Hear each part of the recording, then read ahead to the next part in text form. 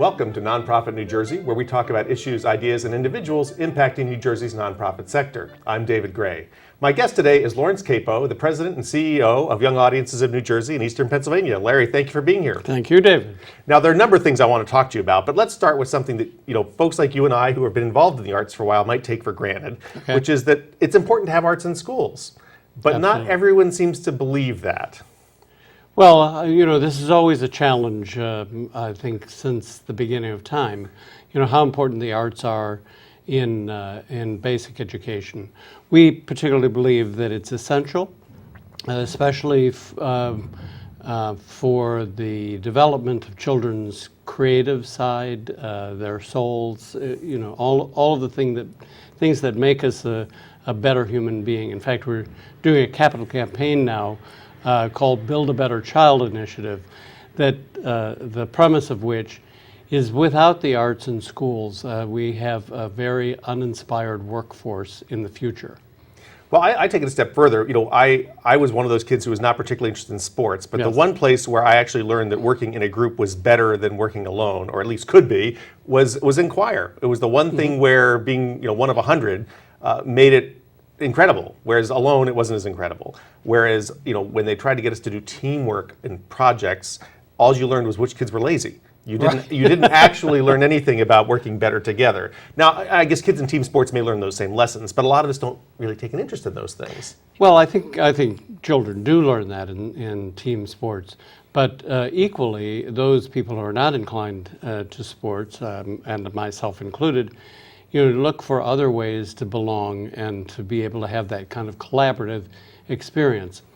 Mine came in theater, and in theater, it's an art form that you can't hide, you can't be lazy, because you have a specific role that is part of that greater team, and everybody is responsible for their part of that. And so, if you're lazy, the sets don't get built, right? Or you don't come on at your entrance, and then the play's in real trouble. So the state of New Jersey has recognized that there is value here because in the core curriculum content standards, which set what should be taught in the schools in New Jersey, arts are included at various ways and levels. That's right. Constitutionally, it is required that the schools, as part of their curriculum, offer all 4 art forms, and significantly. Now, all 4 being? Art, music, theater, and dance. Okay, so because it's required, then every school does it excellently, correct? Not quite. Not quite. Although schools are required to have all art forms, and children accessibility to all art forms, actually from kindergarten through high school.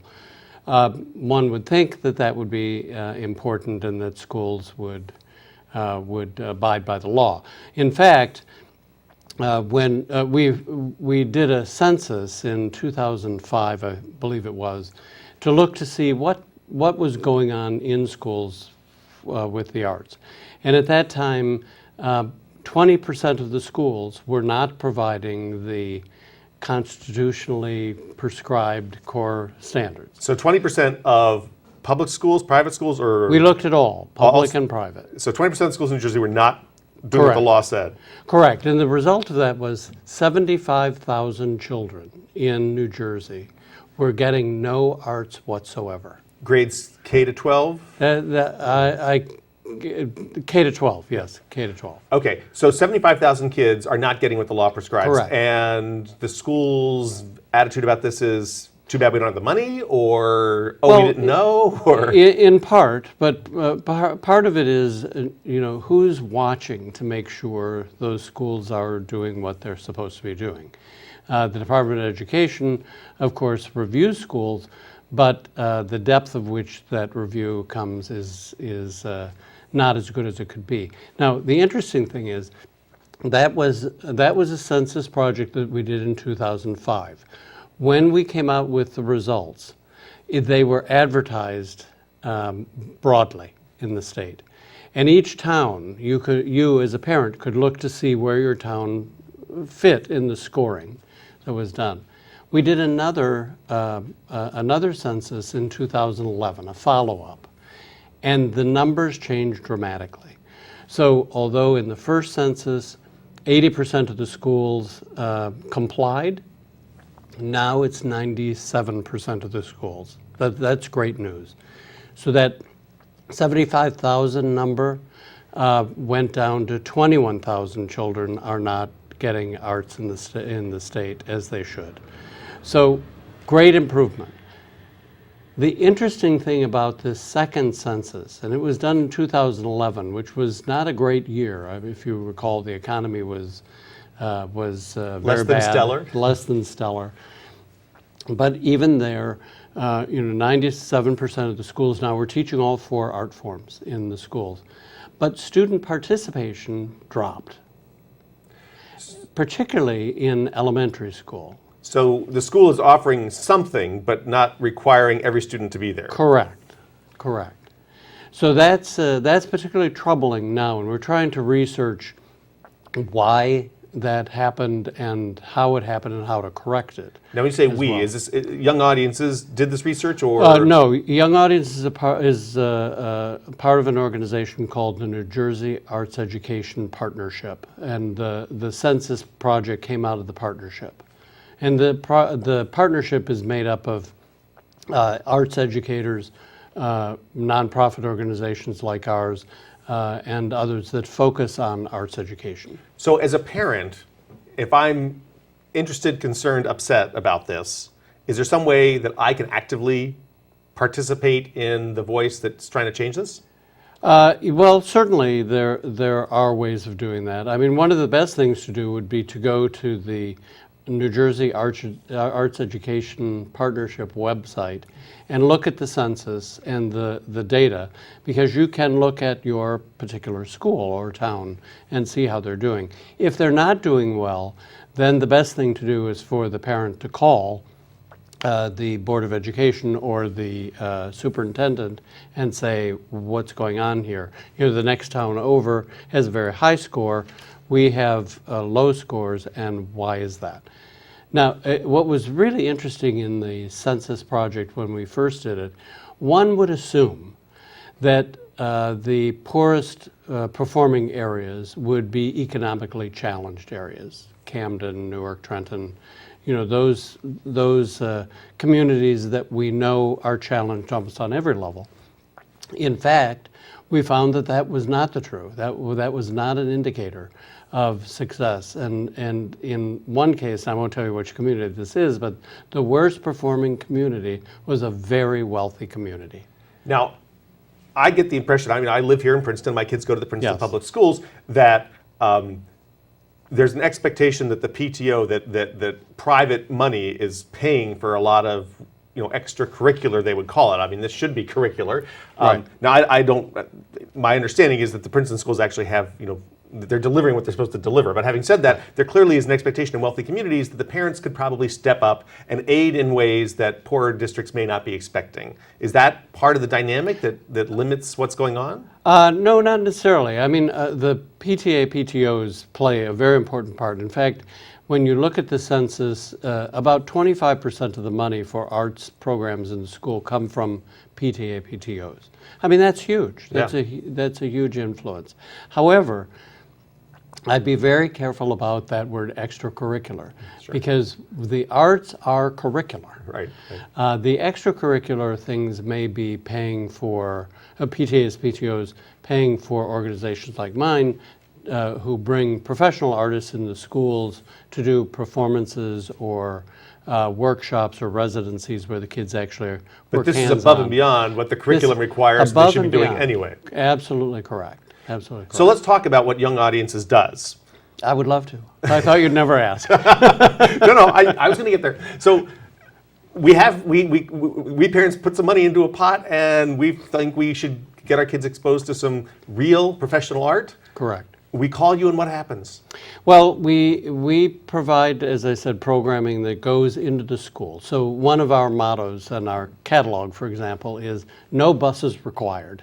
I mean, I shouldn't laugh at that, because I have to say, when I was involved with certain arts organizations and we were trying to do school programs, couldn't understand why people didn't come, and we finally realized it's because the schools didn't want to pay for the buses. That's absolutely so right. It's nice that you have It's a a lovely challenge. theater, but we can't get there. That's right. And that is more and more the case. But we've always had the model of bringing the artists to the children in schools. So we have 322 professional artists. And by professional artists, I mean artists who are working artists. They don't just kind of gig in arts education. They're really top-notch, award-winning, in many cases, artists who really have a passion for arts education. So we then bring those artists into the schools and to do a couple of different things.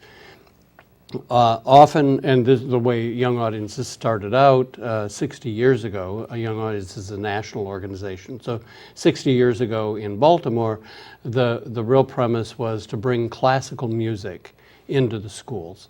And so the most famous person who was involved at that time was Yehudi Menuhin. And he and a very wealthy woman from Baltimore decided this was appropriate. And so they started bringing performances, classical music performances, basically introducing students to orchestra and the various sections of the orchestra.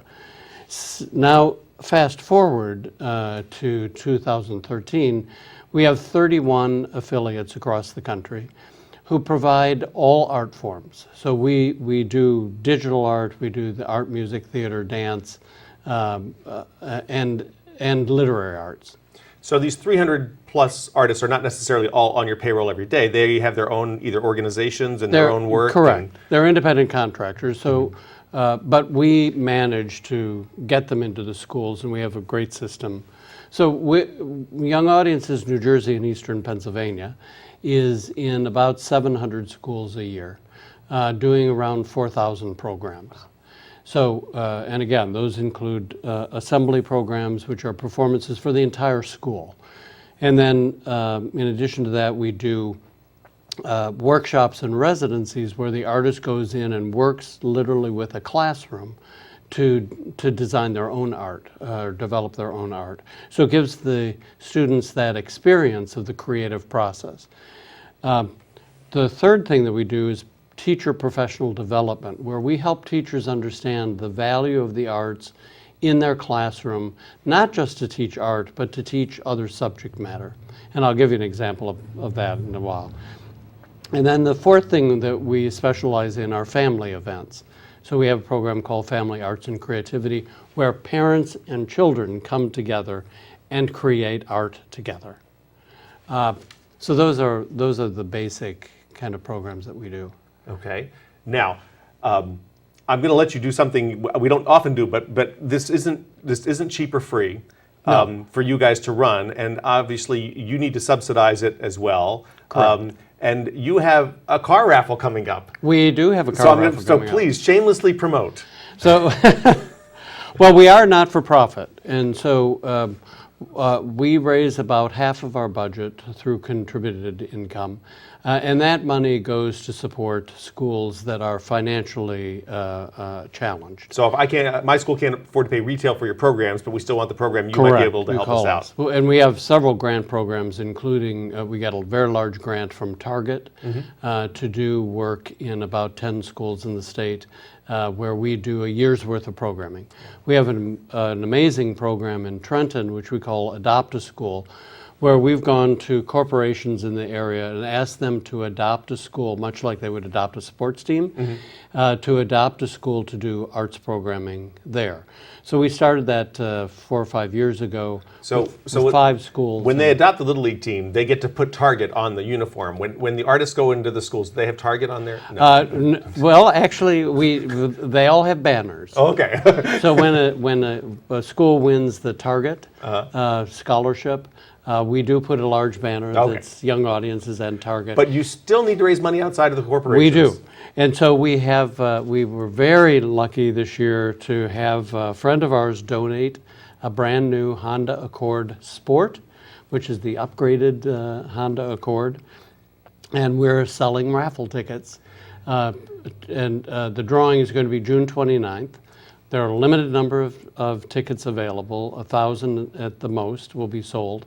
And the drawing is, as I said, going to be on June 29th. And the tickets are only $100 a ticket. So as we speak, we will have your website Yes. On the screen. And I'm assuming if we go to your website, we can then purchase the tickets directly there? That's correct. Okay. That's correct. All right. So we are. Or call us, or however you contact us. All we'll right, sell so if your you ticket. contact young audiences of New Jersey and Eastern Pennsylvania, have your $100 ready, and you might win a car. That's right. All right, so we've done that. Now, Thank you. Now, let me ask you, because this is a little off topic, but because many of my fantasy is that I have viewers, and B, that they are actually, many of them involved in nonprofit organizations themselves. And there are a couple things about what you have done managerially which intrigue me. In my belief that there are too many nonprofit organizations in the world, you have merged twice, so you've made at least Correct. two nonprofits go away, so that makes you a hero. Thank you. But all cynicism aside, I mean, you had partners who a merger made sense, Yeah. and you completed them. And I'm intrigued to know, because there's a lot of talk about doing this in the nonprofit sector, Right. but you're a veteran. If you were to advise other people contemplating such actions, what are the lessons, sort of big lessons about what made it work for you, or what would you have done differently? Yeah. Let me begin by saying I do believe that there are ways to collaborate that are not just collaborating organization to organization. When our first merger was with an organization called the Institute for Arts and Humanities Education, a small organization that was in New Brunswick. They were a partner organization for a larger project that we're doing called Artisan Education. It's a co-sponsored program with the State Arts Council. And on the way to a meeting, Maureen Heffernan, who was the director of the Institute, and I were driving together and talking about our kind of vision for the future and what we lacked and what we, how we wanted to move forward. And in that car, I turned to her at one point and said, "Why are we doing this separately?" Because our vision really aligned with one another. We had something that they wanted, which was larger exposure. We wanted something that they had, which was kind of more in-depth and to cutting-edge residency programs. And that was in October. We met the day before Thanksgiving that year, and we had merged by April. What drove that merger was absolutely mission-driven. Now, they were a small organization, we were a large, so it made sense who was going to kind of be the name that would go out there afterward. But at no time was it out of desperation, and not even out of money. I mean, obviously we reviewed the money and how it would impact us, but that was a very good merger. It happened 6 years ago, and we've totally integrated both organizations together. And Maureen still works with you. I mean, it's not like yes, anyone ran yes. for the hills after a merger. She's our director of arts and education. So I'm guessing that some level of sort of personal trust was relevant. Well, we had known one another for many years before. I mean, we'd lost touch, but when I came into my job, that's when we reconnected. And so I knew her past work, and she's one of the most extraordinary teaching artists that I know. I mean, you would never see anyone better in a classroom with children. Now, your second merger. The second merger was a little different. As I said earlier, we're part of a national organization that has 31 affiliates. And one of our affiliates was in Philadelphia, young audiences of Eastern Pennsylvania. Actually, one of the older affiliates, I think they were like 50 years old, They had a big challenge because for years they had an enormous contract with the Philadelphia school system. But like many times, school systems have a tendency to change and decentralize, and they lost that large contract and weren't quite prepared to or diversified enough to know what to do beyond that contract. So over about a 10-year period, they were starting to go down in the number of programs, et cetera, and they were kind of at a point where they were desperate and really on the verge of going out of business. And so they approached me and asked if we would help with the kind of back of house services, help them do the contracts, contact the artists, et cetera. Which we did with a small grant from the national organization with the anticipation that we would, over a 4-year period with funding from national, try to get them back on their feet. After 2 years of doing that, and that was pretty successful because when they came to us, they were doing 30 programs in schools. In the first 2 years, we brought that up to 300 programs. So it was, by doing that, we proved that there was a market out there and a need for what we were doing. It's just they didn't have the facility to make it happen. But after 2 years, we kind of had a meeting and said, well, again, why? Why not join forces together? We Young Audiences New Jersey had the kind of background and the wherewithal to be able to pull off the appropriate marketing and programming. And why recreate the infrastructure? Right, we had the infrastructure. So lessons learned. Lessons learned. If you were considering a merger. Well, this was interesting because when we did our first merger, and it went successfully, and it was a kind of groundbreaking for the state. So it got a lot of attention. The two arts organizations merged. And then we had several organizations come to us, also wanting to merge with us. And we were doing this by the seat of our pants. We didn't hire a fancy consultant or whatever. With the Institute, we had this mutual trust. I'm not saying it was easy to complete the merger. There were a lot of stumbling blocks along the way, but we always knew that we were meant to be together. Other organizations, very good organizations, were not as aligned, and on several levels. So it may have been the organization had financial trouble. One lesson I learned is financial trouble should not be a driver for merging. Now, with Eastern Pennsylvania, it made sense only because they were us. I mean, the same kind of organization, just different area. Right. The financial trouble led to some version of partnership, but yes, not immediately a merger. Yes, it did. And so there wasn't a lot of liability that come over from Eastern Pennsylvania. They had lost their executive director, whose wife got transferred. So there was literally no liability. It was like expanding territory pretty easily. But the biggest lesson for me is, and this is true with the whole collaboration thing, whether it's the Arts and Education Partnership or Creative New Jersey, or all of the things that I've been involved with, the New Jersey Theater Alliance. It requires the person's thinking to go to a higher level, and beyond the kind of smaller thinking about your organization. It's what's the greater mission that you're trying to achieve. And in every one of the mergers that we've done, well, it's two, it's been driven by mission and a higher mission. So in our organization, for example, what prompted me to take this job, because I was on the board of trustees before. Now, I wanted to get to that because one of the things that as a consultant, I often see and often question when there's a leadership transition and a board member goes, "Oh, I'll do this." Yeah. That often is madness. In yes. your case, apparently, it seems to be working, which is not to say it wasn't madness, but Well, It was madness on the point of the board who hired me, but it's worked out well. Now, you've been executive there for how long? This is my 8th year. So it looks like you're kind of working out. Yes, I think kind of. I had been on the Young Audiences Board for 16 years. And we had a great executive director named Chris Wenger, and Chris had been with the organization for 19 years, and she decided to retire from the position.